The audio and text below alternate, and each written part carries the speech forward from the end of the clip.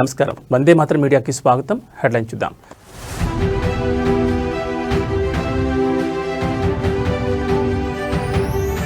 తిరుపతిలో భారతీయ విజ్ఞాన సమ్మేళన్ కార్యక్రమం పాల్గొన్న CM Chandrababu.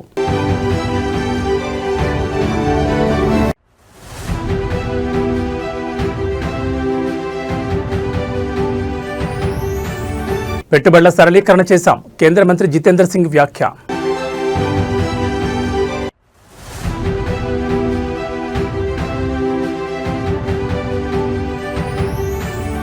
Krishna జలాలపై BRS రణభేరి, party ముఖ్య నేతలతో కేసీఆర్ భేటీ.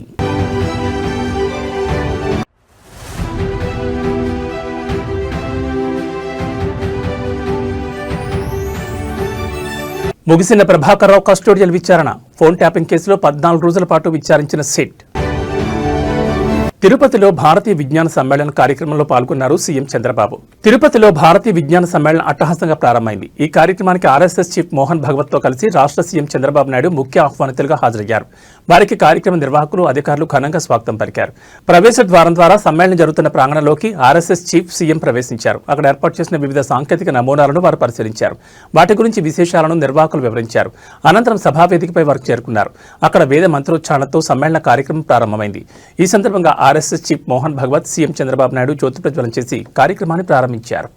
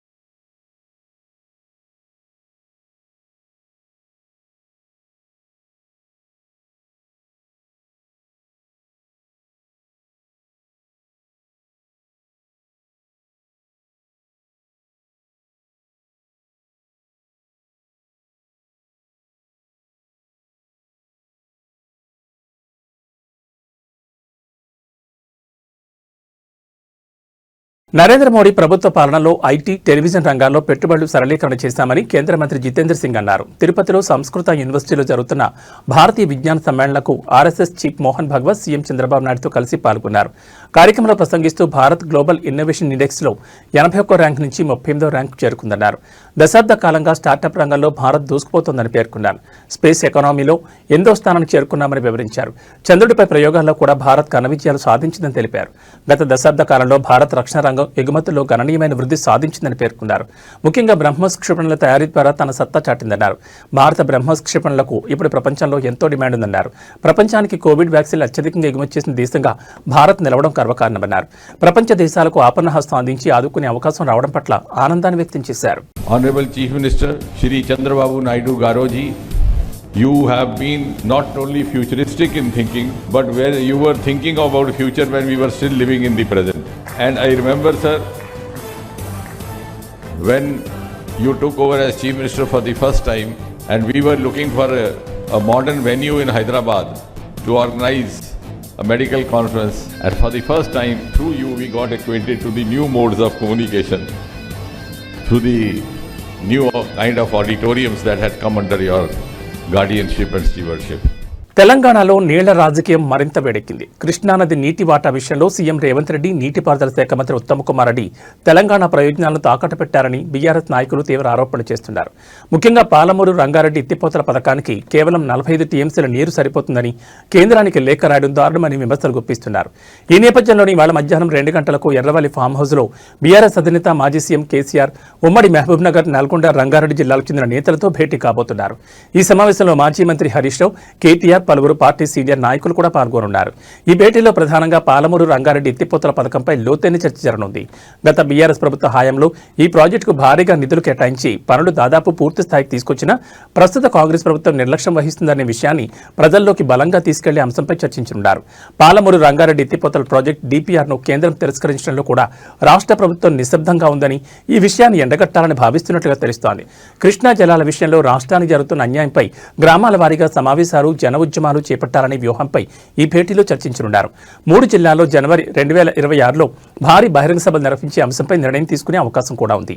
ఇక రాబోయే అసెంబ్లీ సమావేశాల్లో అనుసరించాల్సిన వ్యూహం, ప్రభుత్వంపై లేవనెత్తాల్సిన ముఖ్య అంశాలు, నీటి హక్కుల సమస్యలపై బలమైన డిమాండ్లు చేయడంపై కూడా లోతైనగా విస్తృతంగా చర్చించనున్నారు. ఇవాల్టి భేటీ తర్వాత బీఆర్ఎస్ పార్టీ తెలంగాణ జల హక్కుల కోసం మరింత బలోపేతమైన పోరాటానికి శ్రీకారం చుట్టనుందని గులాబీ పార్టీ శ్రేణుల్లో జోరుగా చర్చ జరుగుతోంది.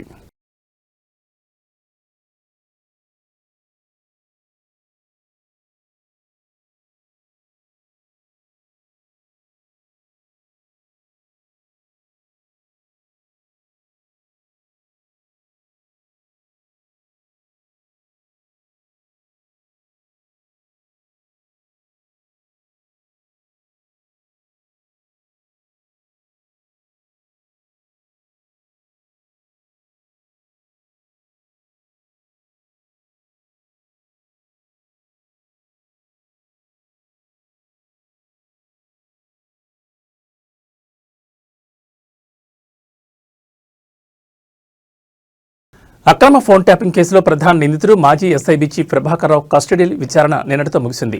ఈ క్రమంలోనే ఆయనకు సిట్ అధికారులు ప్రభుత్వ ఆసుపత్రిలో వైద్య పరీక్షలు చేయించి ఇవాళ తెల్లవారుజామున జూబ్లీహిల్స్ పోలీస్ స్టేషన్ నుంచి విడుదల చేశారు.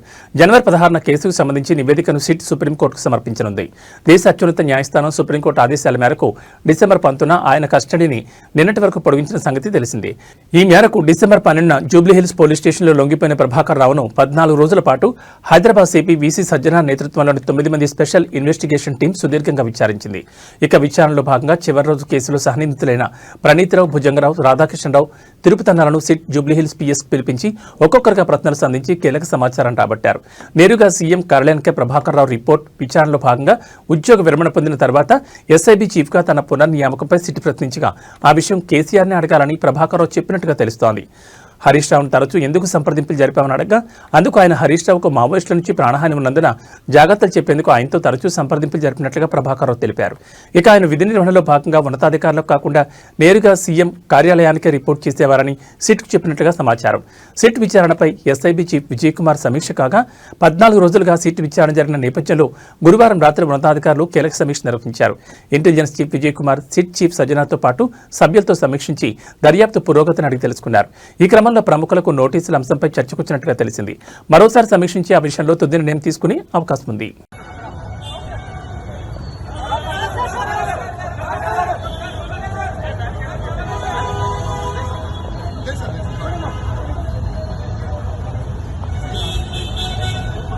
వరుస క్రిస్మస్ సెలవులు, వీకెండ్ నేపథ్యంలో హైదరాబాద్ విజయవాడ జాతీయ రహదారిపై రద్దీ కారణంగా వాహనాలు నెమ్మదిగా కదులుతున్నాయి.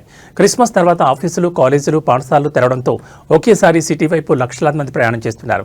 ముఖ్యంగా పంతంగి, చౌటుప్పల్, కోర్లపాడు టోల్గేట్ల వద్ద కిలోమీటర్ల మేర జాములు ఏర్పడ్డాయి. నేషనల్ హైవే 65పై ఔటర్ రింగ్ రోడ్ నుంచి అబ్దుల్లాపూర్ మెట్, హయత్ నగర్, చౌటుప్పల్ ప్రాంతాల్లో బంపర్ టు బంపర్ ట్రాఫిక్తో ప్రయాణికులు ఇబ్బందులు ఎదుర్కొంటున్నారు. ఇక 6 నెలల రోడ్డు విస్తరణ పనుల్లో భాగంగా చౌటుప్పల్, చిట్యాల, నార్కెట్పల్లి, పంతంగి వంటి చోట్ల బ్రిడ్జిలు, అండర్ పాస్ల నిర్మాణాల వల్ల రోడ్డు సామర్థ్యం తగ్గి ట్రాఫిక్ మరింత ఆలస్యమవుతోంది. ఈ పనులు పూర్తయ్యే వరకు ఇలాంటి ఇబ్బందులు కొనసాగే అవకాశం ఉంది. దీంతో అప్రమత్తమైన ట్రాఫిక్ పోలీసులు ప్రత్యామ్నాయ రూట్ల ద్వారా వాహనాలు మళ్లిస్తున్నారు. అంబులెన్స్లు సైతం ట్రాఫిక్లో చిక్కుకుపోతున్నాయని స్థానికులు ఆందోళన వ్యక్తం చేస్తున్నారు. ఇక నేషనల్ హైవేపై ప్రయాణించేవారు ప్రత్యామ్నాయ రూట్లలో తమ గమ్యస్థానాలకు చేరుకోవాలని, నిరంతరం ట్రాఫిక్ అప్డేట్లను ఆన్లైన్లో చెక్ చేసుకోవాలని రాచకొండ ట్రాఫిక్ పోలీసులు సూచిస్తున్నారు. ఈ వాహనాల రద్దీ మరో 2 రోజులు కొనసాగే అవకాశం ఉందని వారు చెబుతున్నారు.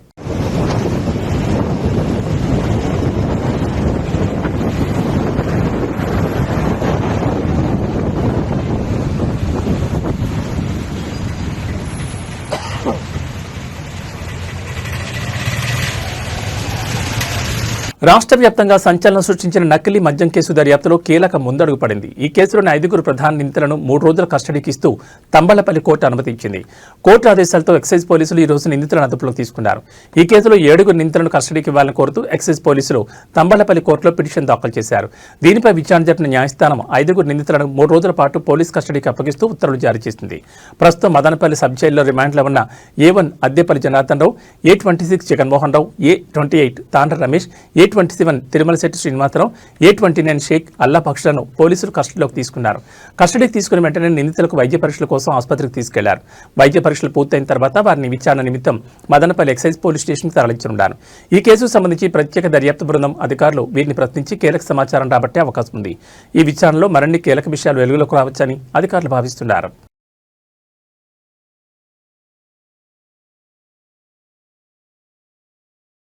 పార్వతీపురం మన్యం జిల్లాలోని గురుగుపల్లి మండలం పరిధిలో ఉన్న తోటపల్లి వద్ద ఏనుగుల గుంపు హల్చల్ చేసింది. ఏనుగులు రోడ్డుపైకి రావడంతో స్థానికులు ఆందోళన వ్యక్తం చేశారు. గతంలో ఇదే ప్రాంతంలోని తామరచెరు వద్ద ఏనుగులు హడావుడి చేశాయి. మరోసారి ఏనుగులు కనిపించడంతో కలకలం రేగింది. ఏనుగుల సంచారం కారణంగా పరిసర ప్రాంతాల్లోని ప్రజలు భయాందోళనకు గురవుతున్నారు. ఇదే ప్రాంతాల్లో సంచరించిన ఏనుగులు మళ్లీ తిరిగి రావడంతో గ్రామస్తులు బెంబేలెత్తిపోతున్నారు. సంచరించిన మార్గాల్లోనే తిరుగుతూ పంటలను ధ్వంసం చేస్తున్నాయని వాపోతున్నారు. ఏళ్ల తరబడి ఏనుగులు అడవిని విడిచి గ్రామీణ ప్రాంతాల్లో తిరగడం వల్ల తామెంతో నష్టపోతున్నామని ఆవేదన వ్యక్తం చేస్తున్నారు. ఇప్పటికే చాలా వరకు ప్రాణ ఆస్తి నష్టం జరిగిందని గ్రామస్తులు పేర్కొంటున్నారు. సంబంధిత అటవీ శాఖ అధికారులు దృష్టి సారించాలని, ఏనుగులు గ్రామాల్లోకి రాకుండా ఉండేలా చర్యలు తీసుకోవాలని అటవీ శాఖ అధికారులను కోరుతున్నారు. వాటి కారణంగా నష్టం వాటిన పంటలకు నేటికి ఎటువంటి పరిహారం అందించలేదని, దీనిపై ఉన్నతాధికారులు స్పందించి తమకు తగిన న్యాయం చేయాలని వారు డిమాండ్ చేస్తున్నారు.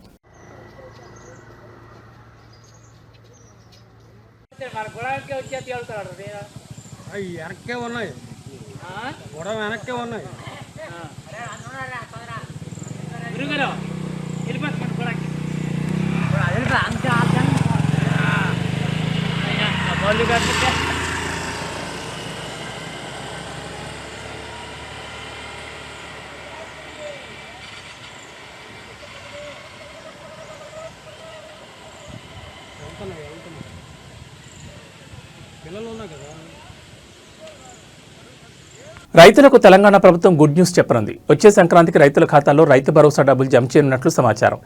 యాసంగి సీజన్కు చెందిన రైతు భరోసా డబ్బులు రానున్న జనవరిలో విడుదల చేయాలని భావిస్తోంది. శాటిలైట్ ఇమేజెస్ ద్వారా రైతులు పంట డేటాను సిద్ధం చేస్తోంది. జనవరి 2వ వారం వరకు ఈ వివరాల ప్రక్రియ పూర్తి కానుంది. అయితే ఈసారి పంటలు సాగు చేయని భూములను రైతు భరోసా నుంచి మినహాయింపించే అవకాశం ఉందని అధికారులు చెబుతున్నారు. రానున్న అసెంబ్లీ సమావేశాల్లో దీనిపై ప్రభుత్వం క్లారిటీ ఇవ్వనుంది.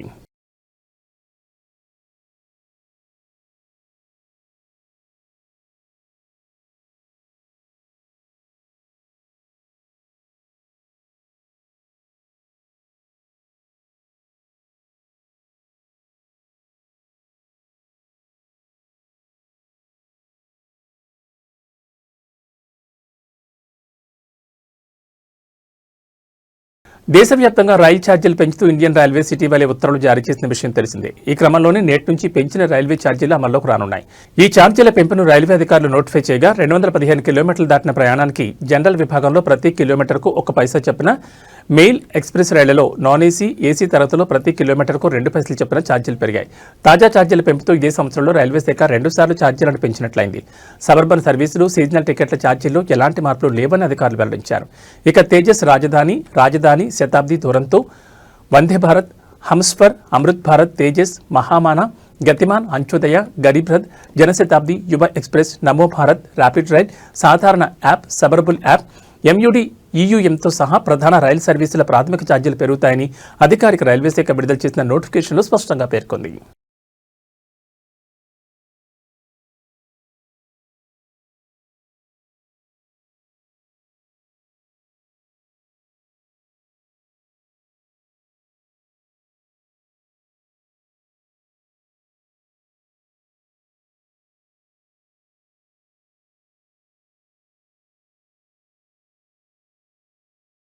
మహబూబాబాద్ జిల్లాలోని రైతులు యూరియా కోసం ఎదురు చూడాల్సిన అవసరం లేదని, ప్రస్తుతం నిల్వల కొరత కారణంగా పంపిణీ చేయడం లేదని వ్యవసాయ అధికారులు స్పష్టం చేశారు. మహబూబాబాద్ మండల వ్యవసాయ అధికారి కార్యాలయం ముందు ఈ మేరకు రైతులకు ముఖ్య సూచనలతో కూడిన నోటీసులను ఏర్పాటు చేశారు. యూరియా పంపిణీ లేనందున రైతులు PSCS సొసైటీలు లేదా ఆగ్రోస్ రైతు సేవా కేంద్రాల వద్దకు వెళ్లి వేచి ఉండి ఇబ్బంది పడొద్దని అధికారులు సూచించారు. యూరియా నిల్వల కొరత లేదా పంపిణీ ప్రక్రియలో ఏర్పడిన అంతరాయం కారణంగా ఈ నిర్ణయం తీసుకున్నట్టు తెలుస్తోంది. తదుపరి పంపిణీ ఎప్పుడు ప్రారంభమవుతుందో అధికారులు మళ్లీ తెలియజేసే వరకు రైతులు సహకరించాలని కోరారు.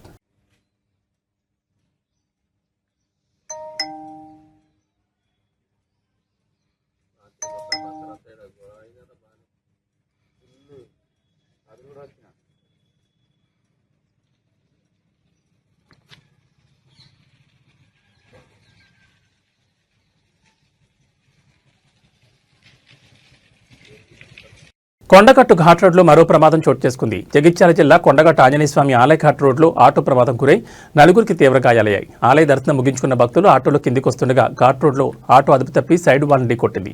ఈ ఘటనలో ఆటోలో ప్రయాణిస్తున్న నలుగురికి గాయాలయ్యాయి. సమాచారం అందుకున్న వెంటనే స్థానికులు పోలీసులు అక్కడ చేరుకుని గాయపడిన వారిని సమీప ఆసుపత్రికి తరలించారు. ప్రస్తుతం వారి ఆరోగ్య పరిస్థితి నిలకడగా ఉందని, ప్రాణాపాయం లేదని అధికారులు తెలిపారు. ఘాట్ రోడ్లో అధిక వేగంతో ఆటో నడపడం ప్రమాదానికి కారణమై ఉండొచ్చని పోలీసులు ప్రాథమికంగా భావిస్తున్నారు. అయితే ఇదే ఘాట్ రోడ్ 2018లో బస్సు ప్రమాదానికి గురై 60 మందికి పైగా మరణించిన సంగతి తెలిసిందే. ఘాట్ రోడ్లో వాహనదారులు మరింత అప్రమత్తంగా వాహనాలు నడపాలని పోలీసులు సూచించారు.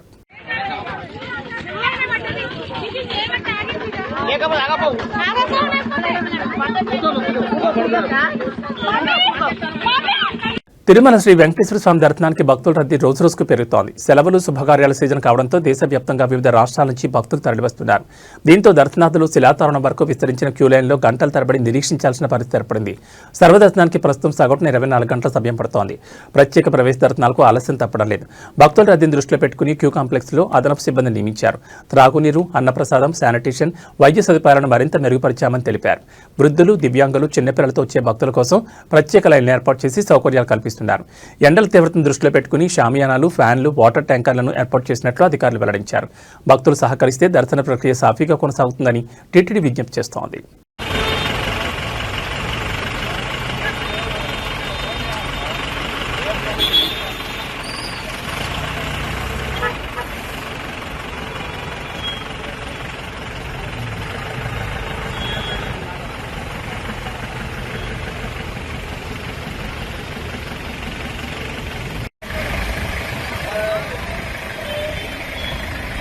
గోవిందా గోవిందా.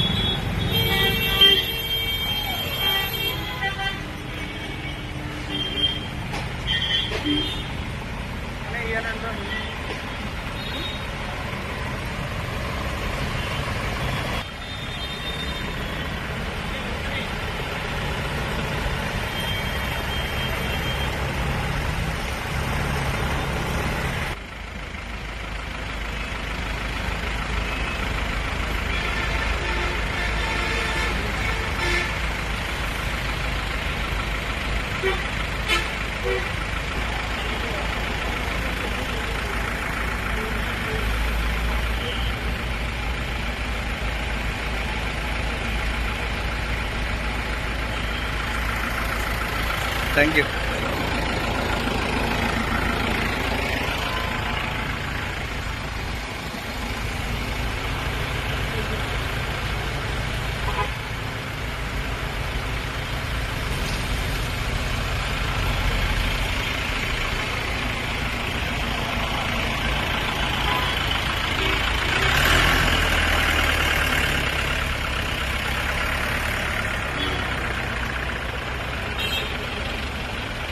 ఇవి ఈ బులెటిన్ విశేషాలు. మరో బులెటిన్లో మళ్ళీ కలుసుకుందాం. నమస్కారం.